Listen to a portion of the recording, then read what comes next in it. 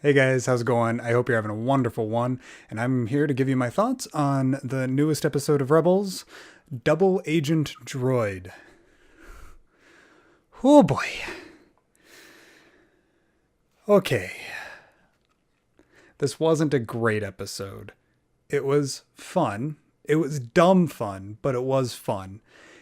The term filler for Rebels, I think, is a bit of a misconception.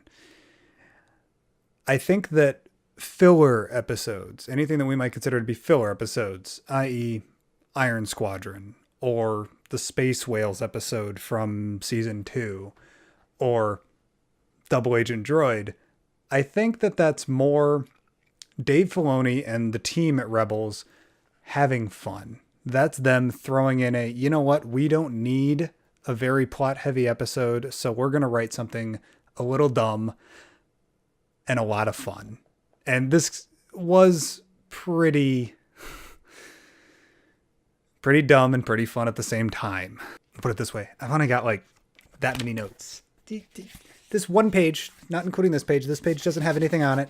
It's just this page. That's it. That's all I've got for this entire episode. Whereas the last episode has like a page and a half in a much bigger notebook. So, quick rundown on the episode. AP5, Chopper, and Wedge decide to go on this mission to get some orbital codes for Lothal for the impending attack on Lothal that the rebels are planning on doing. They go in. Chopper ends up getting detected by this communications gathering ship, and they end up taking him over. Essentially, they suppress his droid matrix consciousness thing and end up taking control of him. And then it's all about AP5 realizing that something's wrong with him, and then nobody's listening to AP5, and then Chopper ends up nearly succeeding in giving these Imperials the hyperspace coordinates of Chopper Base. En route to getting these codes, you have anything you can do, I can do better. Anything you can do, I can do too. Okay, AP5. Okay, Chopper. Okay, Dave Filoni. You go ahead and be George Lucas. That's fine. He did train at the master's feet, so he's going to do weird stuff sometimes, and that includes referencing that and making sing-songy bits. Then we get our first fun bit. We now know how freshers work. They work like toilets. Surprise, surprise. Even got a zipper sound effect. So there's a zipper in Star Wars now. Fanboy riot!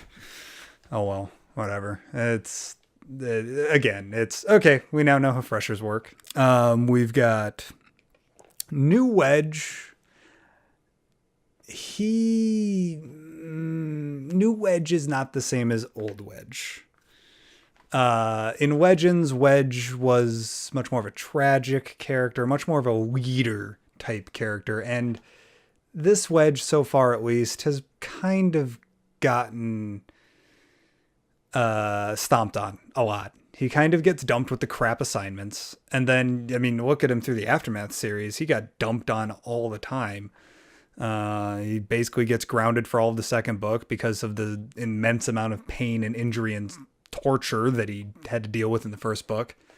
And he kind of gets relegated as a tertiary character in Empire's End, the third book. So I feel a little bit bad for Wedge, and it makes me sad. As a fan of the X-Wing novels, it makes me a little upset to see, old Wedge get treated like this. Relegated to explaining how freshers work, basically. When AP5 decides to bother him in the bathroom or in the fresher. Next bit. So they get there, and Wedge, Chopper, and AP5 all get to this base, this Imperial base, this Imperial data center. And they walk through this detector. It's like droid detector type thing. Kind of like metal detectors, or like the droid detector that you saw in the Mos Eisley Cantina.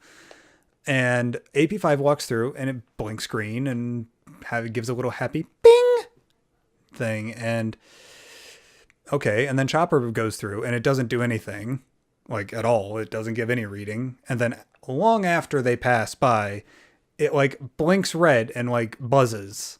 And the two stormtroopers don't do anything. Why? Why don't they do anything?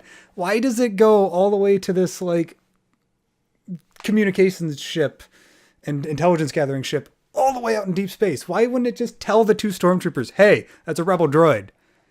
Why? Why? It doesn't make any sense. Like, I'm crapping all over this episode, but it was fun. I mean, you've got AP5, who I try to refrain from swearing, but AP5 is a wonderfully pretentious ass. Another weird moment was AP5 starts singing. He sings while he's in space. He's all alone and happy and content. And they say that in the Rebels Recon and stuff. And so, okay, it's cute. And AP5 is such a unique character. Maybe not unique. You know, you've got Melvin from Hitchhiker's Guide to the Galaxy and all that kind of stuff. But I think that AP5 is such a entertaining character, and he's such a different character compared to so many other things that we see in Star Wars, that it does make a little bit of sense. You know, he's an inventory droid, and he's an Imperial inventory droid. So being with Rebels, he's bothered all the time. And so his happy place is all alone in the deep dark of space, categorizing stars. Okay. I can understand and even empathize a little bit with that too. So, but it's so easy to see with little like baby space whales floating around. Dave Filoni, come on. But the gag at the end where, you know, the ghost comes in to scoop him up and he's like, no. And he just kind of gets scooped up and it makes a nice big metallic clang sound. Okay, I guess. One thing that I did like, Hera is scary. You don't mess with her droid. You don't mess with her droid at all. Otherwise, she will fry your brain and blow up your entire ship. That's what she does. She sends a power surge through the link that this ship has in order to control Chopper, and she fries their brains. Don't mess with her droid. But that's my thoughts on the episode. Let me know what you guys think. Leave a comment down below. Leave a like on this video. You can follow me on Twitter or Instagram down below, or you can hit me up over on Twitch, where I do a live stream every Sunday at 6 p.m. Central Standard Time with sporadic streams all throughout the week. Thank you guys so much, and as always, may the Force be with you.